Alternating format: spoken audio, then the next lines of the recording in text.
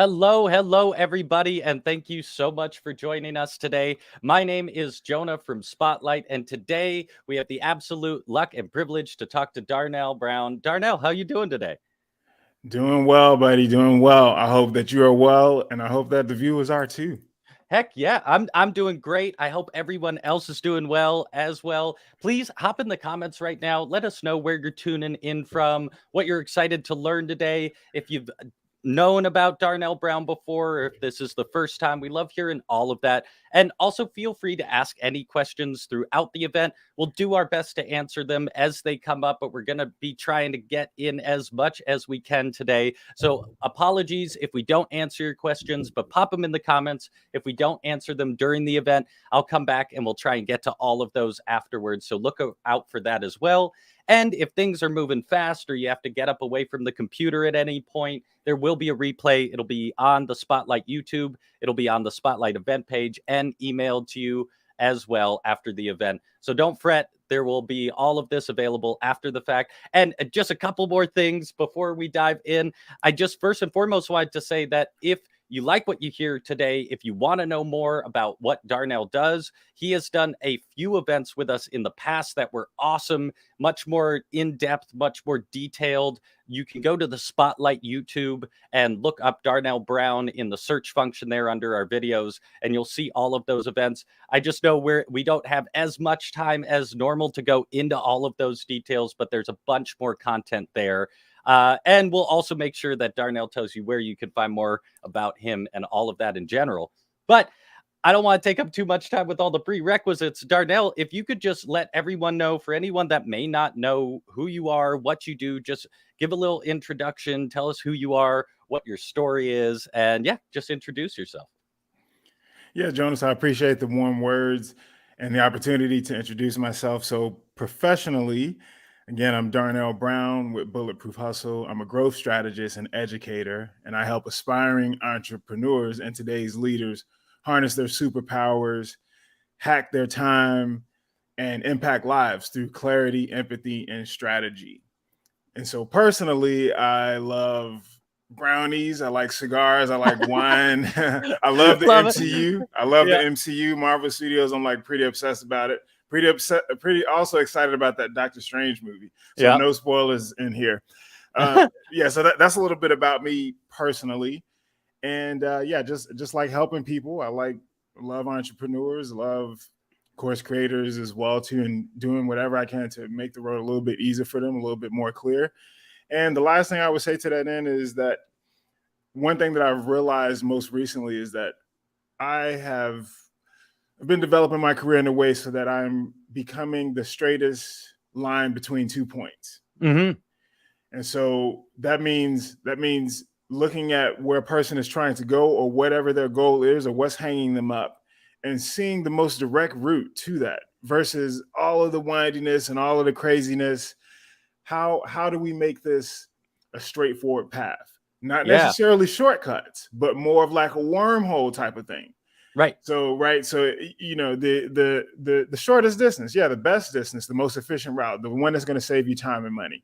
I'm into that, and I'm into learning all types of tactics about how to continue to provide that type of value to my students, my audience, my clients. Yeah, and I love that. That's one of the big reasons I wanted to bring you aboard today is because, there are time commitments you're going to have to make in this process, but it's really easy to sit down, say I'm going to spend this time on my course, and then get totally distracted and waste that Oof. time. Oh, I need a URL or I need a domain or this or that. But with all the events we've done in the past, you have just some really actionable ways to tackle that. So I'm glad you mentioned that. That's why I wanted to have you here, and I'm really excited to talk about those things. But first, I want to back up and just get a little bit of just context about you and kind of your path. So if you can give us just a little bit of context when it comes to creating courses, when in your career and at what point did you think, oh, I need to start making courses? What was the impetus for that? What was the problem you saw that you could solve? Yep. So all of that is, yeah, those are all great questions. I think that I had really started right before COVID and all that hit. So this would have been maybe super early 2020. I think that I had actually set up my Teachable account at the end of 2019. So this was Ah, more of an intent type of thing. And then I had found out about Teachable, I think, like just doing a search on Google or something. I think I'd had an enlightening chat with someone, and where that chat had led us was that, oh, okay, what I want at this stage in my career. So this must have been like late 2019. So uh-huh. almost 3 years ago now. That enlightening chat led to, oh, okay, I want to have a deeper impact. I want to do more meaningful work. I want to affect more people. So then courses kind of became what made the most sense, and that led me down this path. I found out about Teachable.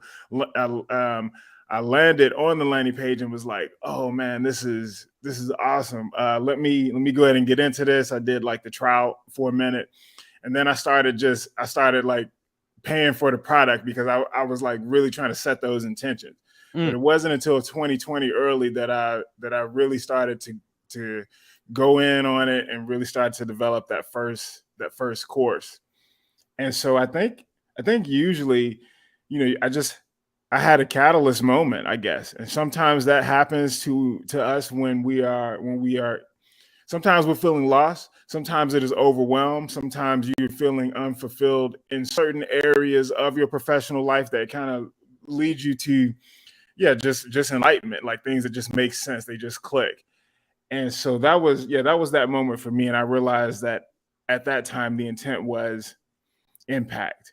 How can mm, I how can I have a greater impact and not always, sell my time on an hourly basis? yep. And I think that a lot of the Teachable course creators are like that. Like they get to that crux, that crossroads, and they say, well, I can continue doing this, or I can go in this, I can start to, put a toe in the other pond.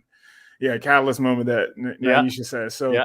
so that was the thing that happened to me. And in terms of, um yeah, like what really got me all the way through, like after setting up that intent to say, okay, I'm gonna create this profile, then I started paying for it a couple months, and I'm like, oh man, I'm paying for something, I'm not getting anything out of this. I tried to back myself in the corner, and I ended up getting overwhelmed again because it was like around the holidays. And then it was just, yeah, it was just like, yeah, I'm investing in this. I'm investing in my future growth and all of the things that I'm gonna learn from coaching, from consulting, from becoming a course creator, as well as all that I will get to share. So I just got to go through with this thing. But I started doing everything like the wrong way, which is Yep. That's like how how it we all works. get started. And I Yeah. and I and I bet you people watching this now, I think that they can relate to what the wrong way is. and Yeah. and that wrong way is trying to package up like everything that and it becomes like this huge flagship course for your first course, and you never get through with it. You never do. It's never satisfying. You don't know what to how to price it. You got so much knowledge and stuff that you wanting to share, and you're just like, even in a course mode, it's still so robust. The knowledge that you have in this transformation that you're trying to create for your students, that you got to break that thing up into like other mini pieces. You got to Yep. solve a more specific issue than whatever you think your flagship course is. So I liken it a little bit, Jonah, to almost like a musician who comes out with their first album. Like, you got this whole life that you've lived, and you're trying to put your heart and soul into this thing.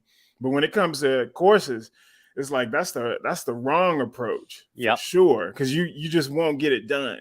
You won't. You'll get overwhelmed and like super sidetracked. So my big course, it was like a boot camp, and it was like a 3-day thing, and it was more of a challenge course, and it had the complete right intentions. It was just the wrong course to start with. That was it. Nah. Yeah. I love you said that because I've been really trying to like hammer that home in a lot of events lately. And for myself, I did the same thing. Like, I am in the process of building a course that I thought would take 2 months, will probably take a year and a half by the time Oof. it's out, right? Which is okay. And I'm like, and now, like, well, that's going because I'm doing it with another creator. I'm like, cool, here's courses I can crank out in a week. Like now I Right. understand, but it is so easy the first time just to be like, I want to teach everything to everyone. And it's Yeah. like, Yeah. Everything that oh you man, know. Yeah.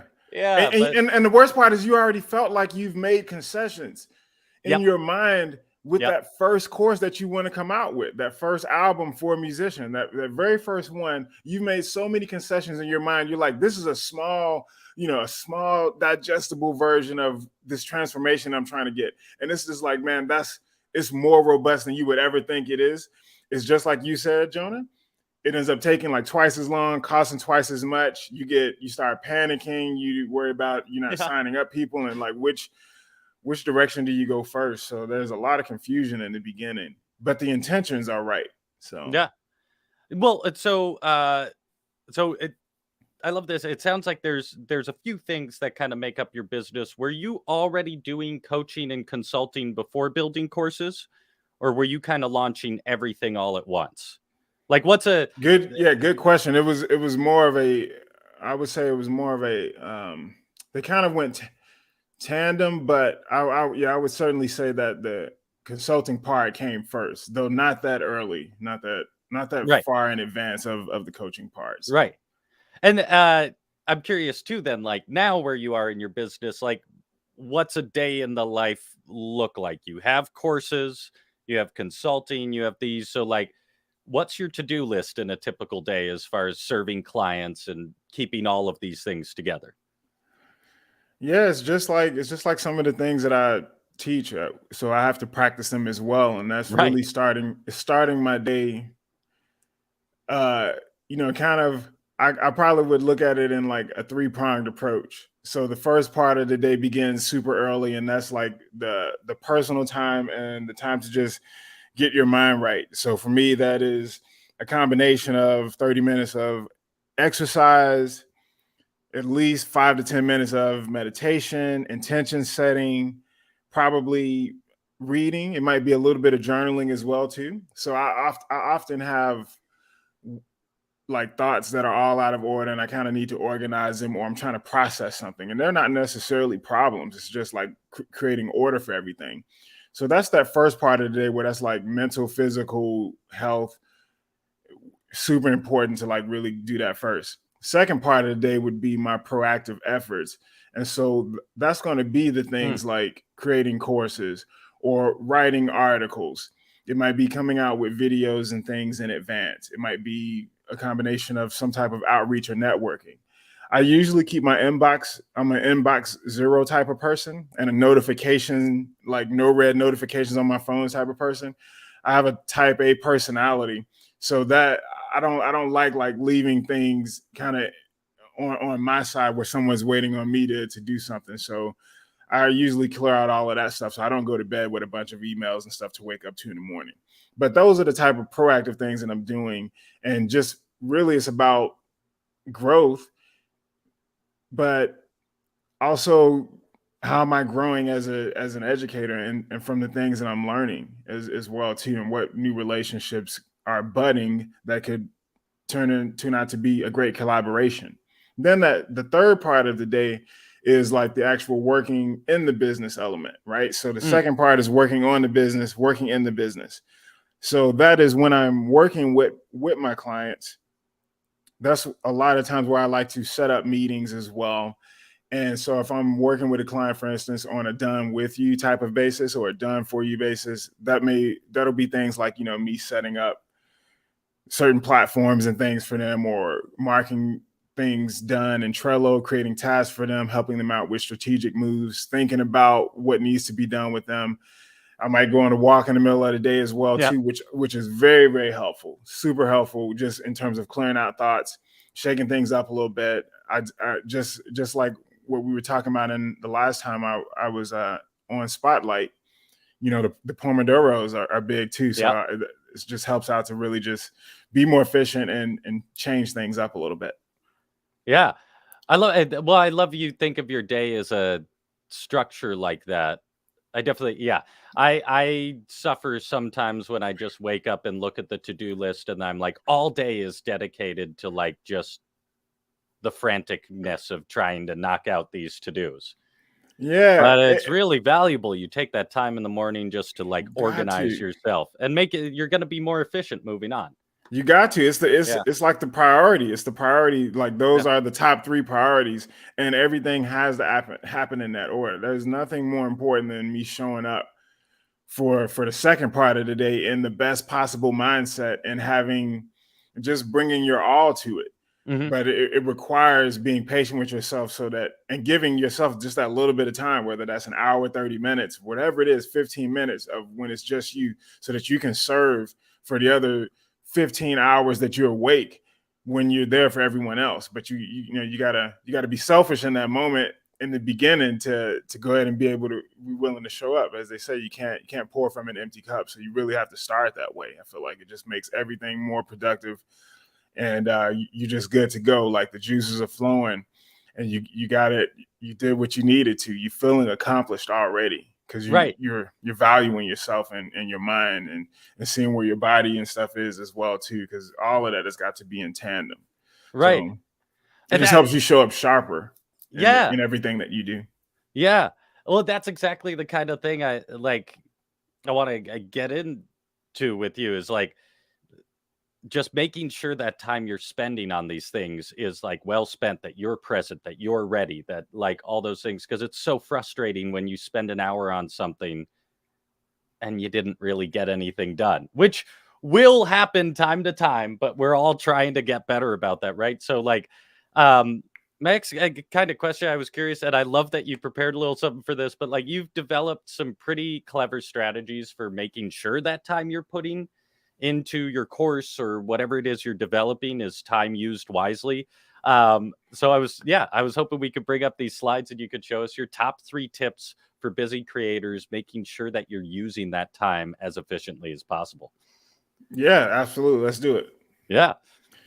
All right. So let me go to this next screen here. So my top 3 tips. So the first one, most important, create a time budget. So I like to think of I'm always understanding and learning about how time and money and this intricate bond and dance that they're always doing, and how one is usually at the expense of the other, and they're it's hard to have both in droves, really hard to have both of them. And so if you're a person that that protects your money or likes to have it or is trying to treat it better and things, it's like time should be even treated more importantly than money is, because time is irreplaceable. Money is replaceable. It's a renewable resource, but time isn't. So when you're thinking of it's like for a busy creator, that's like the number one thing is to look at time differently and create an actual budget for it. And that starts really with assessing how much of your day that you can dedicate to creating courses, Mm, creating workshops, creating webinars, being really honest with yourself and patient and forgiving if it's not as much as you would like. But no one can tell you how much time that is, or if it's just 30 minutes a week, for instance, 15 minutes a week, 15 minutes a day. It's going to be different for everyone, but you have to address that head on first right. and really see where are you coming from here and what's realistic for what your goals are setting. Perhaps the goals are overwhelming because you're putting too much on your plate. Perhaps you have too many priorities, so nothing is a priority. So that was that second bullet point here, is to prioritize differently, similar to what you had asked Jonah about, like how my day is structured. Well, the priorities should be the earliest in the day more than anything else, because when you have, like, that's your most creative time, usually first thing or before your day gets all crazy, before you start checking emails. So you really have to safeguard that and protect that. And then as you get really accustomed to that, you require less mental bandwidth for everything else in the rest of the day. Like, everything else is easier. You feeling all accomplished anyway because you finally worked on this course a little bit more. And then it just is kind of the self-repeating cycle in a good way, because that gives you the momentum. And then to protect your time like you protect your money. So that time budget is like the number one tip that I would give for busy Mm, people, mm, right? So you're addressing the problem of being busy probably in other areas than on creating the course. So you have to start with time and understanding it and budgeting it. Number two Yeah. is to limit the distractions. As I said, it's like billions of dollars a year spent on buying up your attention. And you wonder why it's hard to focus. You wonder why it's hard to get out of certain ecosystems and apps because they got the greatest minds working on giving you that Right. dopamine. Right. So you got to be smarter than that. You have to realize that. You have to recognize that inherent, science of it all and say, I'm smarter than this. I'm better than this. And it starts with that type of confidence to just really like noticing it is the first thing is to say, okay, well, I'm distracted. I have an addiction issue. I'm addicted to things that aren't healthy for me mentally and emotionally. It starts with checking yourself in that way and then creating an inspiring environment to get out of it. But you first have to recognize it, kind of like you Right. can't be in denial about it. I think that we're all like 100% of us, like no one is exempt from distractions. They're very, very hard to get away from. You sometimes having, smartphone anxiety and things. That's why I said you got to be patient with yourself. And when you realize how busy that you are, you got to be patient. And so creating that inspiring environment, for example, that might be, okay, well, what's most conducive to your creativity? Is it like, for me, it might be ambient music or lo-fi music. And it might be like good candle scents. It could be motivational posters around me, right? So it's an environment that's conducive to my creativity, but it could be different for you as well. Mm-hmm. So you want to remove or turn off everything that you don't need, put the phone in a different room, block access to certain websites if you end up going places that you shouldn't, or going down the rabbit hole too much when you end up on one of these sites. And so that you can really just focus on the work. Limiting distractions is all about focusing on the work at hand. What part of your course, for instance, are you in the middle of creating? Where are you hung up on it? So that you can silence all of the things that are distracting you and just really address that all. And then to do that proactive stuff first, just as I mentioned in the beginning, my most important thing I realized is I got to take care of me first thing in the morning. But it's for the least amount of time. I give the rest of the day to everything else. But again, you can't pour from an empty cup. So you got to fill up your own cup first thing. And Yep. that looks different for all of us. Some of us pray, some of us might have therapy. I don't know what it is, but the whole thing is to just be really present with yourself and honest with yourself and start from there. And then so that's that other tip that I would give people is to limit the distractions. And then the final third tip, it would be to have a theme for your day, to create a theme. And so to think about something like, okay, well, this is my day for outreach. This is my day for networking. This is my day for creating content. And making sure all of your tasks serve that particular category. When you don't, when you are just trying to create a course or something, for instance, you're going to be like extremely scatterbrained. You're going to have ideas where you can't even write them down. You might be in the shower, you might be driving a place that you got a great idea from. Meanwhile, while you're sitting at the table, you like racking your brain for ideas and they can't come Right. to you. Right. It's just like you can't really organize this stuff, but except for you can if the intent is there and if you're really present about that. And again, you follow those first two steps in this with these three tips. When you follow those first two, now you can start to theme your day and you can say, well, today I'm working on my lectures. Today I'm working on video recording. Today I need to just focus only on getting comfortable on camera. So what can I learn? How can I practice about getting on camera? And anything else that ain't about that can wait for another day. You can put that in a different category, but that might be something like your education or your research day or your confidence day, Right. right? So because it's really hard talking to that inanimate round thing with the red light, right? Because it's not giving you any feedback. So it's really hard to do. And it doesn't feel natural. And so getting used to that requires practice. So you just need to have a day where you're practicing things, practicing how you show up as a presenter online or as a course creator. And then setting aside time to deal with good and bad emergencies. You gotta like know that in advance that your day is going to probably get wrecked. Sometimes you're going to have the greatest intentions, but some emergency could happen, good or bad, an opportunity that you can't turn down. Okay, well, put in a piece of your day, like 15 minutes, same time every day, to really address that, to address all the emails that you need to get back to today. But you're blocking your time differently, Mm-hmm. and then you got a theme for each day. But those would be like the top 3 tips that I would give for busy creators. And again, I'm presuming that they're busy because they're still making the transition into becoming kind of like a full-time course creator, so they do have other obligations. And so that's why we start with, okay, creating that time budget, limiting the distractions, and then theming your day. Right.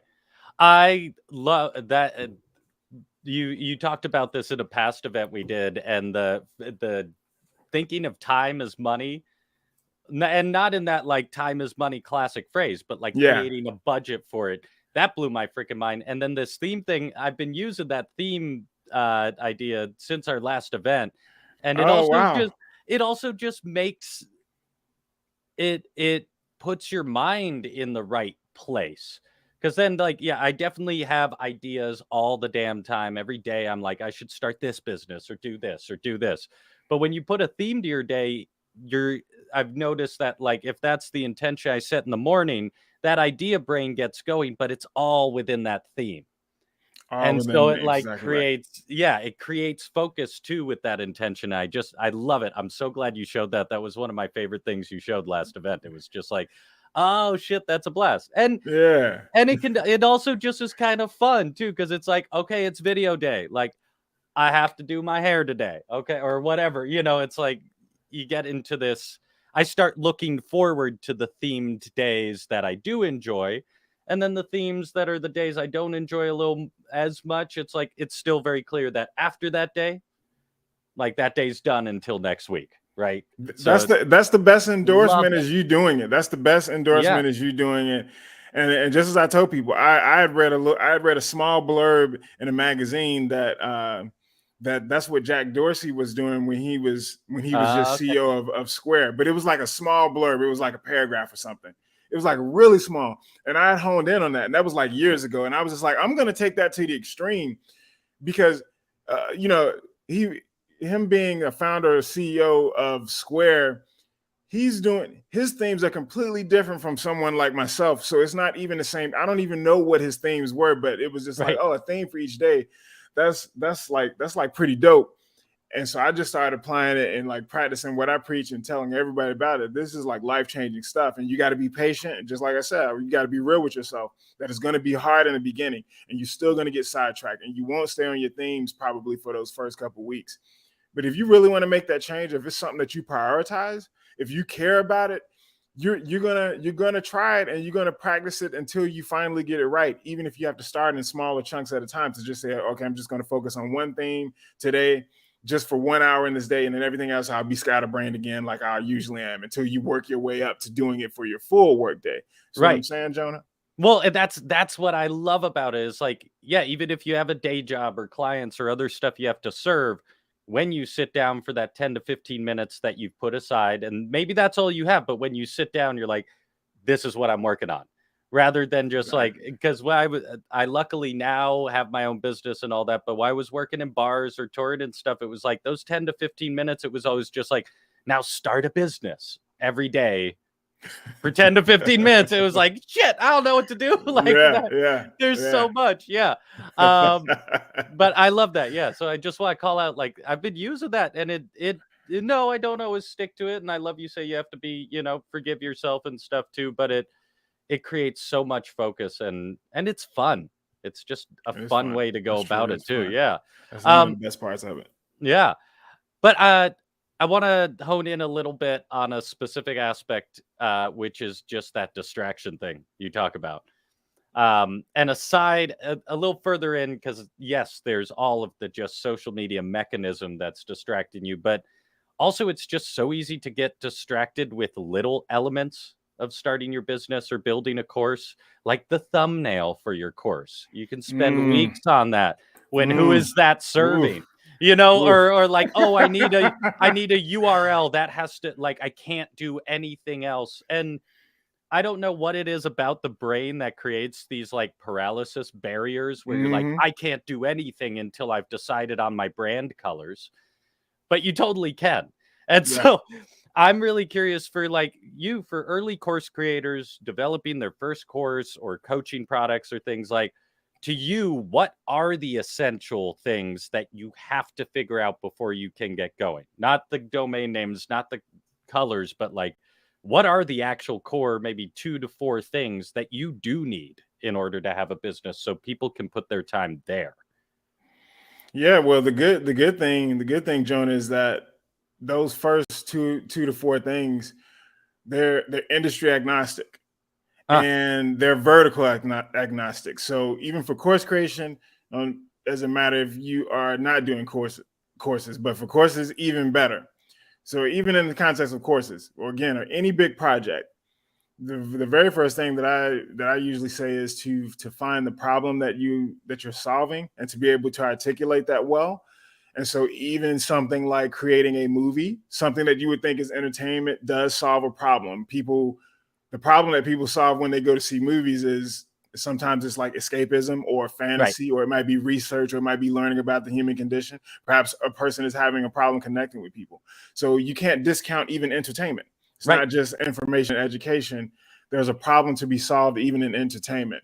That's the first thing, is to find the problem to be solved. The second thing would be to find the audience that has that problem Mm, and get accustomed to who they are, figure out how they speak, whether or not you care about them enough to actually solve that problem as well too. And if it's something that's a problem that you have experienced, that's even better because you got that personal connection. You know what it feels like, and then to find your that tribe of people as well too that usually have that same problem, and they're kind of in the nooks and crannies online, and probably they're being underserved. So you have to find out who they are and learn what you can about them. The third thing is to be able to create your offer, or be able to articulate what your elevator pitch is, like the way that you're going to solve that problem for your audience. That would be like the third thing. And so you have people such as myself, copywriters, people that are in branding, that can help you articulate things when you're using too many words, or you get a question mark look on people's faces. But if you can get them to lean in and want to learn more, then you're usually on to a good start. But it takes a lot to really kind of refine a solution that you have in mind that is going to solve the problem that your audience has, right? And so all those three steps right there have nothing to do with your logo. yep. It does has nothing to do with what your business is called. It doesn't have anything to do with getting an LLC, a thumbnail, a picture that's going to look good on your website, and all of that stuff comes later. That's like in step six, Right. 7 or 8. But in the beginning, yeah, you really got to know, what you're creating courses for, or what you're in business for. And for instance, in my case, it could so I'm solving several problems, but one of them is helping people hack their time, because people have unorganized schedules, or they are very overwhelmed. And I'm like, well, that's really the problem that I solve, is as a strategist. But I'm up here in the beginning thinking it was like design for design's sake and just coming up with like cool visuals. But really is helping people grow their businesses by becoming more efficient and really figuring out what those problems are before we get to the branding stuff. So those would be like the first three things that I would have people do in the beginning. What's the Figure out the problem that you're solving, figure out who you're solving it for, and then figure out a way to articulate how you're going to solve that problem, all before you even like start recording videos and working on the course. But that's the necessary work. That's the work that you'll always return to. And again, it's industry agnostic. Doesn't matter what you do. You could be teaching someone painting or crocheting.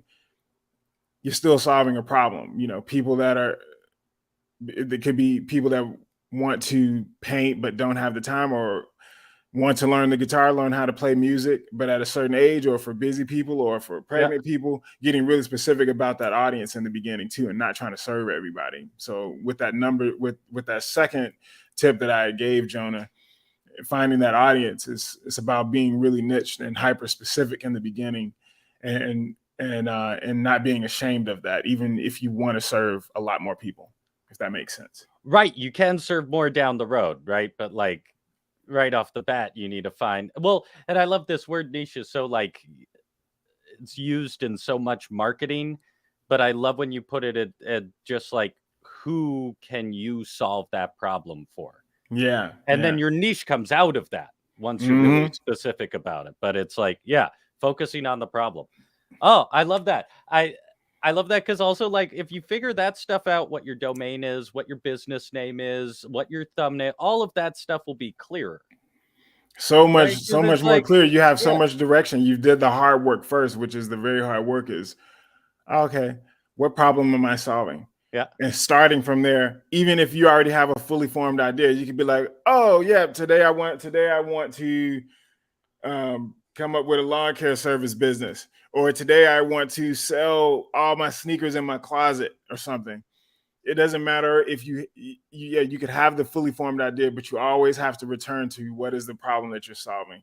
And yeah, so you still have to sometimes go backwards and articulate exactly what that is and how do you solve it in the language of your audience, not the language that you think about it in. right, And so that's also equally important. yeah.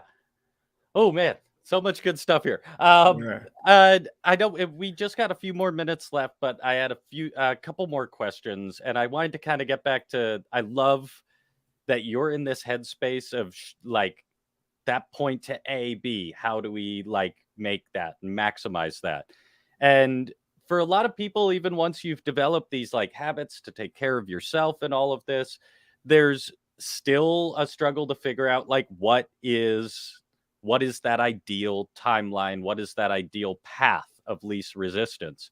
So what's the best way to create a course when you're short on like clarity on those ideas or time? I know you had a couple slides for this too, but yeah, just like what's the best way to create a course if you don't have that clarity on what exactly it's going to be about and when you don't have a whole lot of time? Yeah. So did you want to pull that up for me? Yeah, yeah, yeah, yeah, Sure. So all right, so these are the top four things, and I just wanted to quickly leave a shout out to people in the chat. Angela is a yeah. Marvel fan. Share the secrets.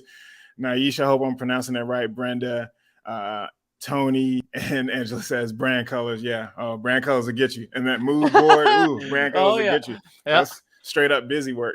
So best way to create a course. So I put together like these kind of four things, and if I could go back again, or if I am ever mulling for ideas. But fortunately, that is not a problem that I will ever have. Is being short on ideas, but that's because I do this all the time.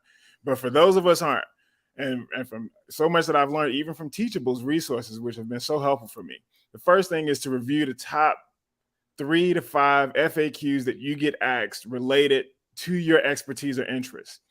So that means that you're not having to go in and reinvent the wheel. You're looking at things that already exist. So in your professional life, in your personal life, what do people keep coming up to you for, asking you questions about, even if you don't advertise yourself that way? Clearly you have you're a respected source to some degree.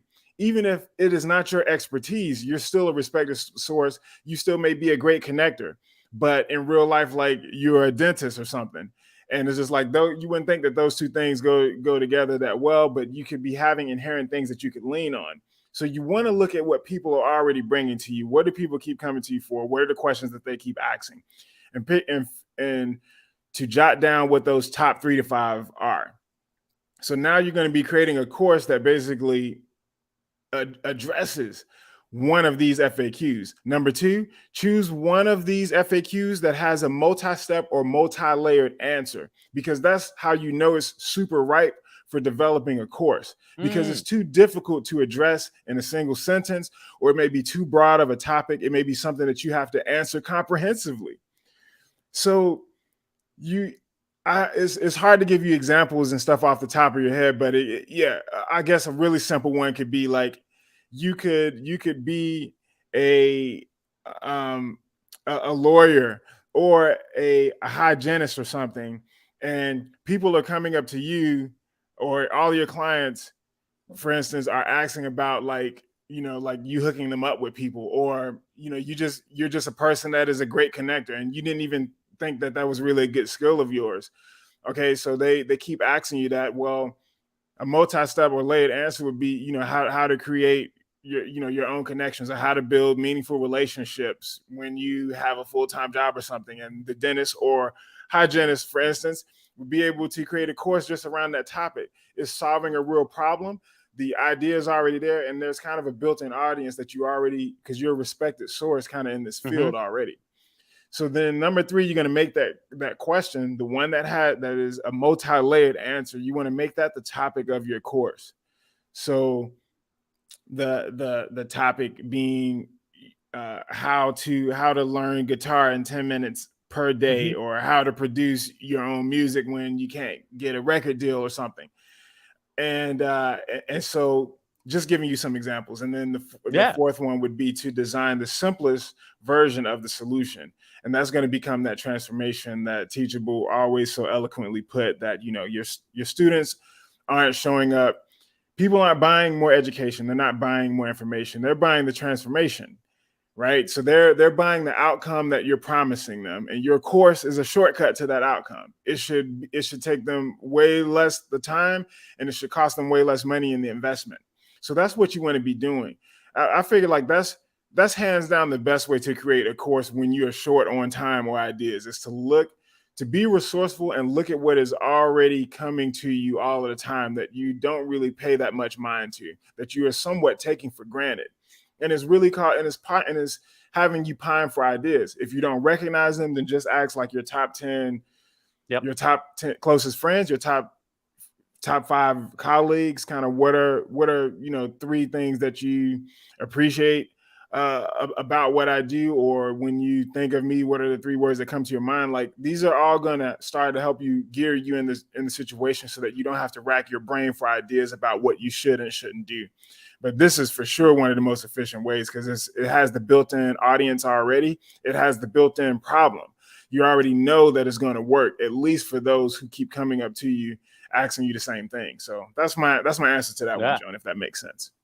Oh, absolutely. And man, I wish I had that first one like 3 years ago, because it's also, I think, it's really easy to assume that you should just build a business around the thing you're already, maybe you consider yourself a specialist in.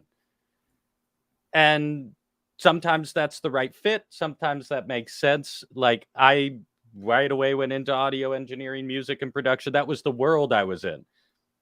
If I could go back 2 years and I would have done that, really asked, like, what do people come ask me about? They're always like, "Yo, how did you make those tacos?" Or like, Oh "How." wow! So I'm like, Oh "Oh wow! shit, I should have done cooking stuff." And maybe in the future it'll come, but you never quite know what it is that you actually have an audience for. It's not necessarily what you think you're a specialist in. That's exactly true, and, Yeah. and and that's what's the funny part about it, is sometimes it's like it's something that you might have never expected that people like actually like about you, or it might be something that is abstract, or something that you might not even feel that comfortable with. You might not even feel that you're that good at.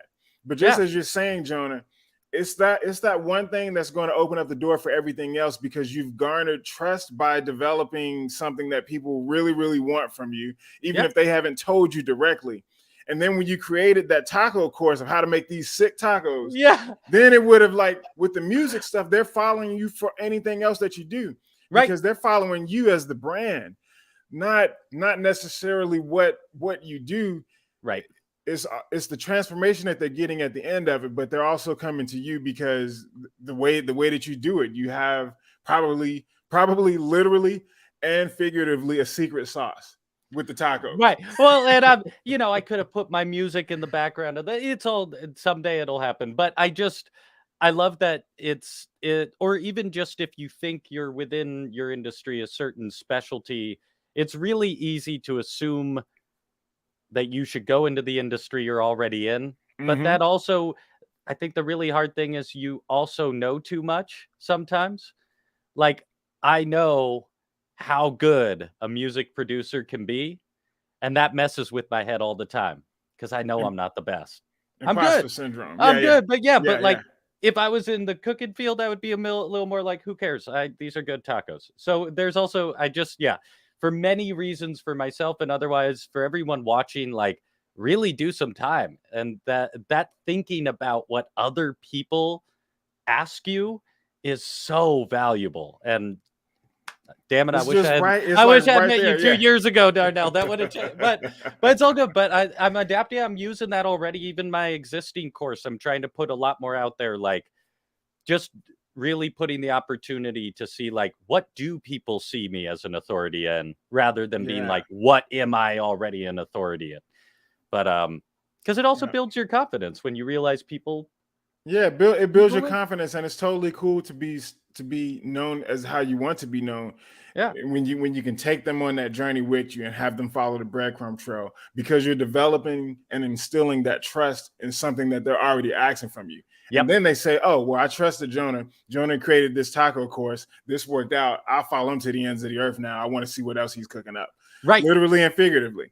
And if he's got music that I didn't know about, oh man, I want to hear what that's about as well too, because you've established that trust, you've earned it, right and you can, and it will allow you to do those other things that you want to do, and just being humble enough to recognize that. And yeah, like you said, it's good for the confidence booster. It works on all sides. You're providing the transformation. This is working out for people that you do. It's something that you clearly can do in your sleep. So it's not even work for you. It's probably like a course that you can bang out in yeah a day or something, probably. But the oh yeah music one is going to take like a year and a half. yeah it's gonna take yeah no, so I love that. And yeah, we are in that age where like people are more invested in you as a brand. So like the world is your oyster. If you get famous making tacos, you can sell music. If you get famous making music, you can sell tacos. Like I love the way you put it, the breadcrumbs. You're just like building breadcrumbs towards the eventual brand, which is trust. People just trust you. So whatever you put out, they'll trust. Yeah. Oh, I could go on this forever, but I know we got I know we gotta wrap up a little for time. Real quick, Angela had a question I wanted to get to. So Angela was asking, would you suggest going back to the create a course challenge for 30 days as a refresher coupled with your strategy? Angela, if you could clarify, do you mean I know Teachable had a 30-day challenge, but we could just use this in general. Darnell, I'm gonna just phrase this as a question: like, do you like those kind of challenges? Do you set those challenges for yourself? Do you find that they work, or or does that contrast a little bit with your own system of like theme days and stuff? No, that's actually a really good question, and I would absolutely say to answer Angela's question. Me personally, I would suggest that, and but that's because I do have a little bit more skin in the game. I've done a couple courses already, and but if just like you're saying, Jonah, if those two things don't necessarily match up, or it's too hard to pay attention to both, then it would be to do the course challenge, because I did do that one from last year, that last year that Angela was talking about. I did produce a course over those 30 days, and that type of momentum and support is just, it's like, it's invaluable. It's Hmm. coming from Teachable. It's the leaders in the game. So everything that y'all have learned from all of us who have shared insights on this, it's like what I know, but like to the thousandth degree, and my way is just one way. So I love combining it with what Teachable is doing, and saying, "Oh, well, how can I build a course in 30 days, but also these frequently asked questions? Can I build something around this?" Because they're not mutually exclusive. I feel like those two things actually could work in tandem a lot, actually. Yeah. um I don't recall the course from last year specifically addressing it in that way about frequently asked questions, but I do know that for efficiency, and especially for something over 30 days, it's just really good to be as resourceful as you can be. And to be resourceful is to look at what you already have, what is already inherently there, rather than having to go out and learn too many more things. Because the course itself, the 30-day challenge itself, like, you're learning new things during that day, or if you're revisiting it, you still have milestones, for instance, to reach Mm. every week to make sure that you do what you need to do. But combining that with, okay, frequently asked questions, I don't know what the idea is. That's just, in theory, like, that should really work out very well, because you got a pre-built-in audience. And I remember, Jonah, that the course it talks about pre-launching, it talks about pre-selling, and I'm a huge fan of that idea. Like, I don't want to launch a course anymore without like the pre-selling part of it, without being, kind of paid to produce this idea. And, Right. it's not even crowdfunding, but it's just being as honest with them as possible, and to incentivize your early birds by having them, start to bring in sales. You're bringing in sales for the course like 30 days before it's complete, and everybody's excited. So to be able to build that buzz, build that momentum, this is just a well-rounded way to get some momentum behind it and to produce a course. So I'll actually like that idea a lot, Angela. So I appreciate that, of combining those two things. The course challenge was really helpful for me, and I did Yeah. produce a course. That was the 5-day impact course, Jonah. That was the one that I Yeah. produced last year in the In 30-day the time. Okay, Yeah, so cool. that was the one Yeah. that I ultimately decided on. So yeah, I did that. So Well, and I can, from my piece, I can just say, like, if you go and do Darnell's work first, if you go do this, and then you go do that 30-day challenge, you'll have a badass course. You'll have a really good, because you'll have that clarity going into the 30-day challenge, and Mhm. your time will be spent. So yeah, I think that's a great question. Thank yeah. Darnell, I appreciate your time so much. For everyone watching, thanks for hanging out. Everyone has been really appreciative. Drop in the comments. Thank Darnell for his time. Let us know what you learned. And if you're watching the replay, use those comments as well. Believe it or not, we do come and answer those comments, and love seeing what you're up to. Also, feel free, anyone, to share the link to your course or your homepage or what Yes, you're yes. working on. We love seeing that. It's cool to have you here, but it's even cooler to see like where you're at in the process, what your business is. We love seeing all of those things. Darnell, where can people find you, learn more about you, Yeah, so interact with you? easy. Just go to darnellbrown.com. So Darnell Oh, right there, like on the screen, brown just like the color.com. That's where you can go to get my social handles, as well as all the things that I'm up to. I think it's the simplest thing to kind of leave you with, rather than too yeah, many links. But if you're on socials, you can also at me at Bulletproof Hustle. cool. That's my social handle. So yeah, hit me up. I'd love to hear from y'all, and definitely want to check out your courses and anything that you're struggling with. And if I could help or be a resource for you, I'm happy to do it. Yeah, love it. And I know you had a little last piece of advice you wanted to leave everybody with before Yeah. we head out today. Yeah. So the last piece. Oh yeah, look, hide that for a second. Hide that for a second. Okay. Yeah, that no. I'm gonna get to that because that's the very last part. But here's the last piece of advice I want to leave people with is, if there's one thing that I'd, oh man, like the one piece of advice, it would be to adopt a no excuses ethic Mm, and habit and code. Adopt a code of no excuses. And by that means that in a world that is disconnected, you have access to so much. You have access to so much information. So there shouldn't be any barriers between you and your goals. You have to have this mindset that anything is learnable, that you can learn anything else that anyone else can. So when you have a no excuses type of mentality, then that changes the game for everything. The courses that you create, your levels of success, where you go in life, and what you can't afford to do. Like, you can learn to do it yourself. So if you can't afford people, or afford the environment or something that you want, you can learn how to eventually get there. So everything comes back to this attitude of, okay, anything is learnable. And I'm not going to have any excuses. If I can't hire someone to do it, like, I'll just learn how to do it myself in the beginning. And even if learning something is too expensive, then, or getting coaching or going on retreats with like well-known coaches and things, you can still follow their breadcrumb trails of their more inexpensive tools, such as their books or their free articles that they went out. And so that's what I mean by saying it's still all learnable no matter what. And then, Jonah, we'll put up that screen, oh yeah. because there's this saying about, like, ignorance is usually more expensive than education. So if you think education is expensive, try ignorance. You can lose more money with a single mistake than you will spend learning how to avoid one, by William Bronchick. I just thought that was a super dope uh quote. It was so So true. And yeah, you know, when you thinking about the courses that you create, how much you price them, when you buy other people's courses, it should always almost be looked at, number one, as an investment. Number two, it's still probably cheaper than the mistake that you would make in with ignorance and not knowing how to do something. And so again, that would be the number one thing that I leave people with in terms of advice. Adopt a no excuses code, like in your mind, and an ethic. Like that has to be your motto. It's mine. It's one of mine. It's one of the reasons that have led to my successes and my opportunities. Is I just feel like everything is learnable. I have no excuses.